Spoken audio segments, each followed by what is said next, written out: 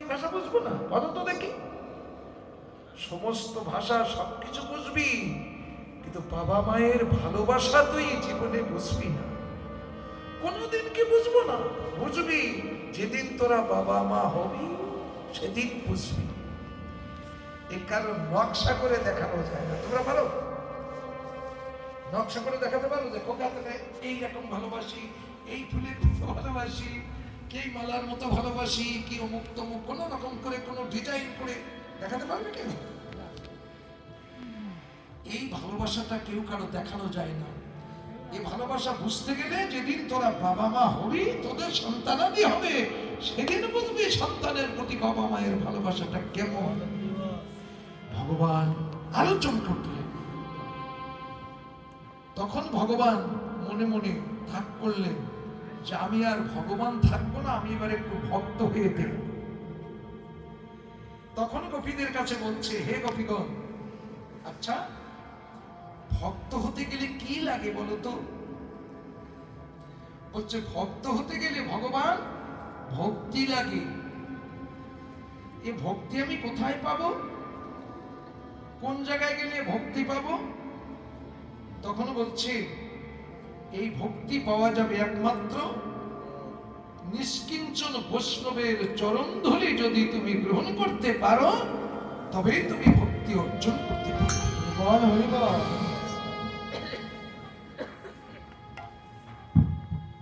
নিষ্কিঞ্চন বৈষ্ণবের চরণ ধরি অঙ্গে মাখলে ভক্তি হবে। তাই ভগবান আজকে ভগবত্তা ত্যাগ করে ভক্ত ভাব অঙ্গীকার করেছে।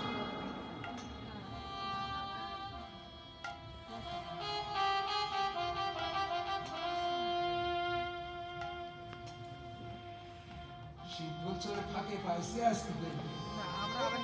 আমাদের যেসব যন্ত্রপাতি আছে শীতটা জানে না। তখন বলছি তাই আজকে ভগবান ভগবত্তা ত্যাগ করে নিজে ভক্ত ভাব অঙ্গীকার করে তিনি এই জগৎ সংসারে এসেছেন। রাধা প্রেমের গভীরতা কতখানি! এই যে রাধা আমাকে না পেলে কেমন কষ্ট পায়, আমি ভগবান হয়েছে তা জানি না। রাধা আমাকে পেলে যে কত আনন্দ পায়, কত সুখ পায়, সেটাও আমি জানি না। রাধা আমাকে পাওয়ার জন্য যে কেমন আকুলি বেকুলিত হয়, সেটাও আমি জানি না। তাহলে সেটাকে জানতে হলে ভক্ত ভাব অঙ্গীকার করতে হবে। তাই ভগবান নিজের ভগবত্তা ত্যাগ করে ভক্ত ভাব অঙ্গীকার করলেন।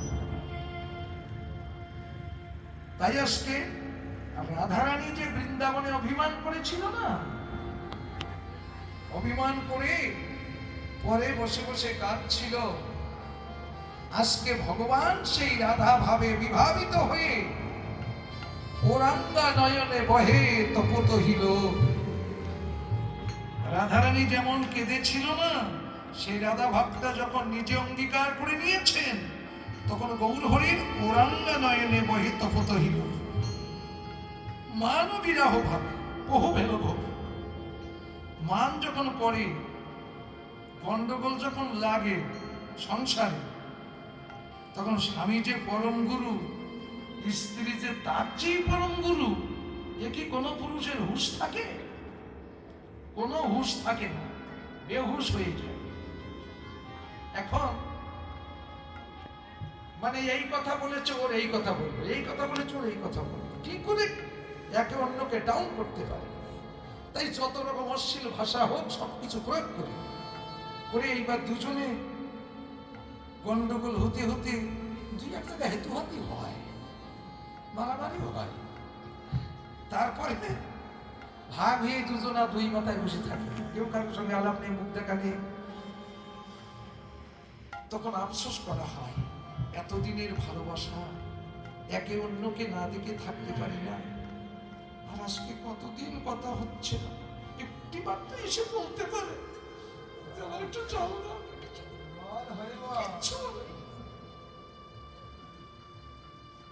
পুরুষটা হবে না, আমি পুরুষ মানুষ, মেয়ে লোকের কাছে আমি মত হবো কেন? একবার তো সে বলতে পারে যা হয়ে গেছে তা গেছে, চলো আমরা, তাও বলে না। আমি পুরুষ মানুষের সঙ্গে কথা বলবো না। এইভাবে দুজনা দুই জায়গায় বসে কেন যে গন্ডগোল করতে গেল, যদি আমি এইটা না বলতাম তাহলে এই গন্ডগোলটা হতো না। নিজের ভুল নিজে বুঝতে পারে, তখন আফসোস করা ছাড়া আর কোনো উপায় থাকে না। রাধারানী যে কৃষ্ণকে তাড়িয়ে দিয়েছিল, কিন্তু সেই ভাবটা কেমন হয়েছে, রাধারানীর অবস্থাটা, সেই ভাব জানার জন্য আজকে আমার ভক্ত ভাব অঙ্গীকার করতে হয়েছে, আমাকে গৌর হতে হয়েছে, রাধা ভাব গ্রহণ করতে হয়েছে। তাই রাধা ভাবে বিভাবিত হয়ে ওরাঙ্গা নয়নে বহে তপত হিল, সেই পুরাবের স্মৃতি মনে পড়ছে আর কাঁদছে। ওরাঙ্গা নয়নে বহে তপত হিল, লোর মানে চোখের জল টপ টপ করে পড়ছে। তাই পদকর্তা বলছে ও মুক্তা নয়, মুক্তি ঝরছে। কেমন মুক্তি?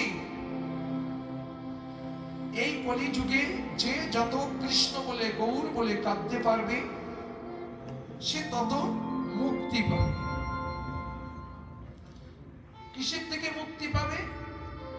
এই মায়ার বন্ধন থেকে মুক্তি পাবে। মায়ার বন্ধনে আবদ্ধ হয়ে আমরা কিন্তু মনে মনে যেটা চাই সেটাও করতে পারি না। এই মায়াই আমাদের বাধা দেয়। না, এ সংসার আর করবো না, চলে যাব, মুখে বলা হয়, কিন্তু যখন ছেলে মেয়ের দিকে তাকানো হয়, এদের কোথায় রেখে যাবে, এরা কার কাছে থাকে? আর যাওয়া যায়? আর যেতে পারি না। এই যে মায়ার বন্ধন, এ আমরা কাটতে পারি না,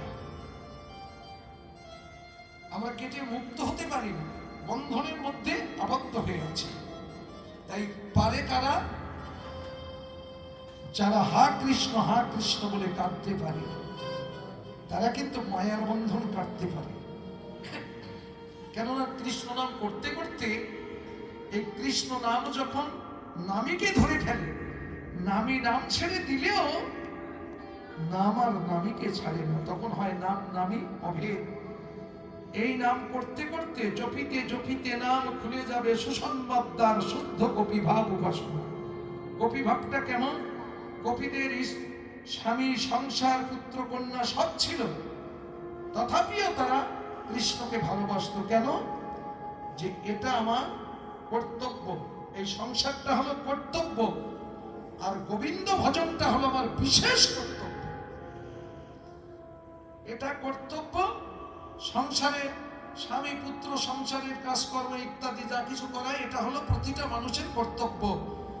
আর এই যে ঠাকুর ঘরে বসে হা কৃষ্ণ বলে কাঁদা, এটাই হলো মানুষের বিশেষ কর্তব্য। তাই যে যত কাঁদতে পারে সে তত কাদা হয়ে যায়।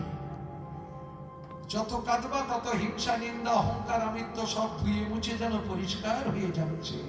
শুদ্ধ স্ফটিকের মতো পাপহীন শুদ্ধ দেহ পায়।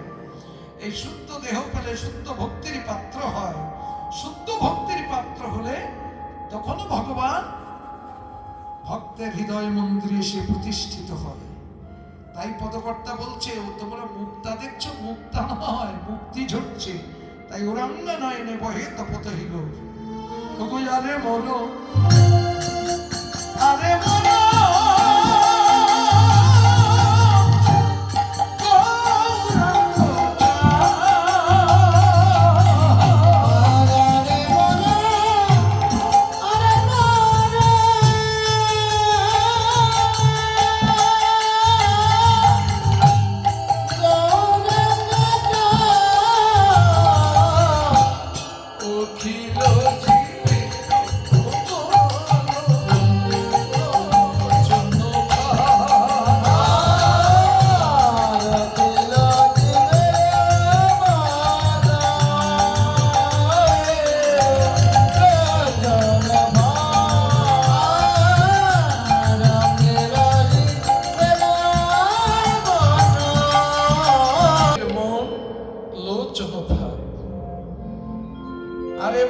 আরে মোর গৌরাঙ্গ চাঁদ, অখিল জীবের মন লোচন ভাত। ভাত চেনেন তো? ভাত ভাত ওই যে গান টান গায় না, ফান্দে পড়িয়া বোকা কান্দে। ফাঁদ পেতেছে ফান্দিয়াল ভাই, ফাঁদ পাতে না পাখি মারার জন্য, হরিণ মারার জন্য।